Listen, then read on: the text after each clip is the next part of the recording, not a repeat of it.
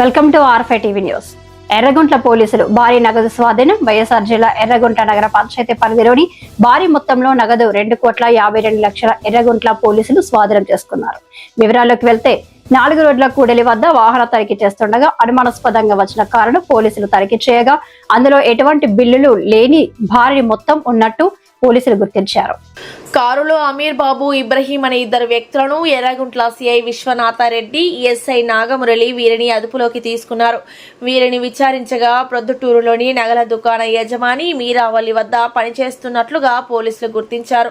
యజమాని చెప్పిన విధంగా బంగారాన్ని గుంటకల్లులోని శంకర్ నాయక్ అమ్మి 2,52,00,000 ఎటువంటి బిల్లులు లేకుండా తీసుకొస్తున్న క్రమంలో ఎర్రగుంట్ల పోలీసులు పట్టుకున్నారు. నిందితులు వీటికి సంబంధించిన బిల్లులు చూపించకపోవడంతో ఎర్రగుంట్ల సిఐ విశ్వనాథరెడ్డి, ఎస్ఐ నాగమురళి నగదును కోర్టుకు హాజరుపరిచారు. అందరికీ నమస్కారం.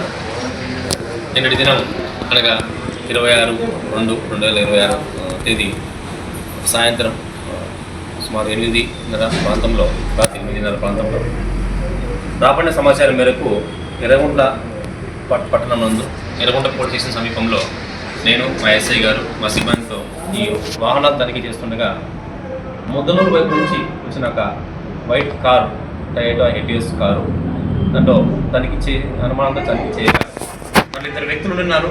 అమీర్ బాబు అలాగే ఇబ్రహీం అనే 2 వ్యక్తులు ఉన్నారు. వీళ్ళది పొద్దుటూరు దగ్గర గోపవరం అనే విలేజ్. వీళ్ళు మీరావళి అనే పొద్దుటూరు జ్యువెలరీ దగ్గర పనిచేస్తారు, వీళ్ళు అసిస్టెంట్స్గా పనిచేస్తారు.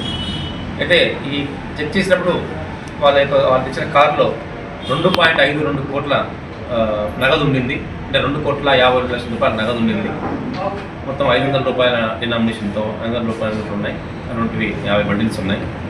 వాటి గురించి అడగగా వాళ్ళు మీరావళి అనే అతను తన యొక్క గోల్డ్ ఇంకొక స్నేహితుల ద్వారా శంకర్ నారాయణ అనే స్నేహితుల ద్వారా గుంతకల్లు దగ్గర అమ్మేసి ఆ గోల్డ్ అమ్మిన తర్వాత గోల్డ్ అమ్మగా వచ్చిన డబ్బుని మళ్ళీ మీరావళికి చేర్పించేందుకు ఈ కారులో తెస్తున్నామని చెప్పడం జరిగింది.